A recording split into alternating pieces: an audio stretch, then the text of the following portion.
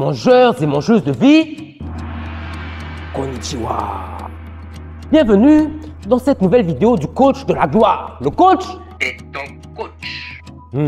Aujourd'hui, permettez-moi d'aborder le thème suivant, l'importance de l'autodiscipline. Oh, c'est trop important. Si tu n'as pas ça là, tu es fichu, tu es mort en guerre. Je te dis, d'abord, qu'est-ce que l'autodiscipline? C'est la discipline qu'un individu s'impose à lui-même, sans aucune influence extérieure. Est-ce que tu as même ça? Tu te laves la bouche 3 fois par jour. Alors, donc tu n'as pas ça. C'est pour ça que tu dois écouter attentivement ce que j'ai à te dire aujourd'hui. Tu dois rentrer ça dans ta grosse...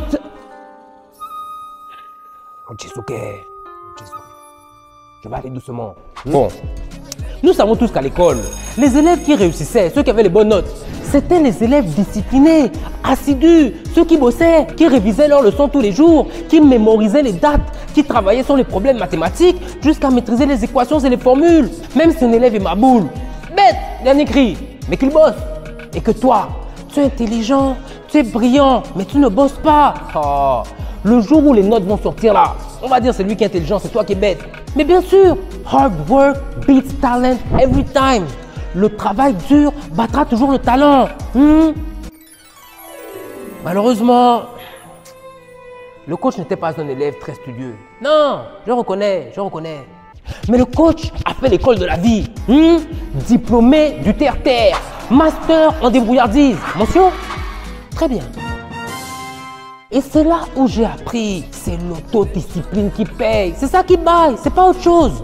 Ce qui nous amène à notre premier point. Coach, comment devenir autodiscipliné si je suis un dormeur ou une dormeuse? Pas de panique, je suis là. Donc, au risque d'être redondant, je vais devoir me répéter. Redondant. Oh. Va chercher dans le dictionnaire, man. C'est pas possible, enfin. Donc je disais, tu peux devenir autodiscipliné même si tu es un mogou. Ah bon? Oui, techniquement, c'est possible. Et c'est là où je dois encore me répéter. Pour ce faire, tu dois avoir une vision qui te propulse. Un rêve, un idéal, un objectif clair et défini. Ce que les ricains appellent your why. What's your why? Why? Pourquoi? Why? Dans quel but? Parce que c'est le but là qui va te donner l'énergie nécessaire qu'il te faut pour donner le meilleur de toi-même à tous les jours. Être consistant, savoir t'adapter, ne pas abandonner, être rigoureux, être autodiscipliné.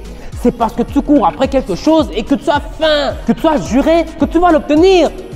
C'est ça qui te donne le juice. Donc même s'il faut travailler dur, ça ne te fait pas peur. S'il faut te lever à 5 heures tous les matins, ça ne te fait pas peur. S'il faut traverser le Goué à la nage, ça... Vous voyez où je veux en venir, non? Le juice, le goût, la passion, l'excitation. Regarde, position de la panthère, poulet. Donc, l'autodiscipline, oui, mais attention, il y a 2 écoles, la motivation et l'inspiration. Je m'explique. La motivation dit ceci, je vais me forcer à faire cette chose que je n'ai pas envie de faire, mais que je dois faire puisque je me suis engagé. C'est bien, c'est sérieux. C'est responsable. Prenons un exemple connu. Nous sommes en début d'année, donc tu prends de nouvelles résolutions. Et cette année, tu décides que tu vas faire le sport 3 fois par semaine.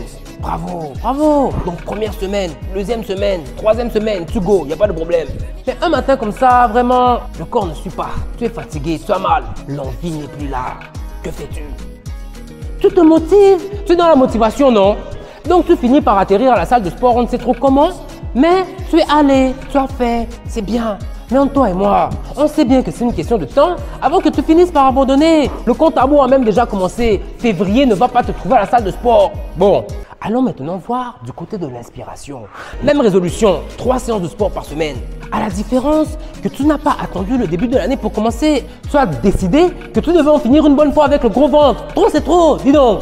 Tu veux retrouver ta ligne d'autrefois, ton gabarit de la gloire. Tu te visualises déjà porter les vêtements qui te mettent en valeur, reprendre confiance en toi, ne plus avoir honte sur les photos. À bon entendeur. Donc tu ne rates aucune séance. D'ailleurs, tu es même allé à la salle de sport 4 fois cette semaine. Quand la journée commence, tu as l'enthousiasme. Les vêtements de sport sont déjà prêts, c'est plié, c'est là. Tu as l'énergie, le dynamisme et tu as l'autodiscipline. Et les résultats se mettent à apparaître progressivement. Les habits commencent à flotter, les gens te font les compliments. Tu es back, tu es poussé par le vent du changement et tu ne forces même pas. En plus, tu n'as même plus envie de manger n'importe quoi, n'importe comment. Quelle est la différence? Tu as une vision claire et précise qui te guide. Cette vision t'inspire un nouveau comportement, une nouvelle ligne de conduite. Tu es dans l'inspiration. Et quand tu es dans l'inspiration, l'autodiscipline devient easy, ça devient naturel. Tu le fais pour toi et c'est valable pour tout dans la vie. Choisissez toujours de faire quelque chose que votre cœur désire profondément. Fixez-vous un objectif et suivez le plan. Vous n'aurez d'autre choix que d'être autodiscipliné. Le grand Confucius disait: choisis un travail que tu aimes et tu n'auras pas à travailler un seul jour de ta vie. Confucius est un bon grand. Donc, mangeurs et mangeuses de vie, sur ces belles paroles, je vous dis arigato. Et n'oubliez pas la règle d'or. Partage la vidéo.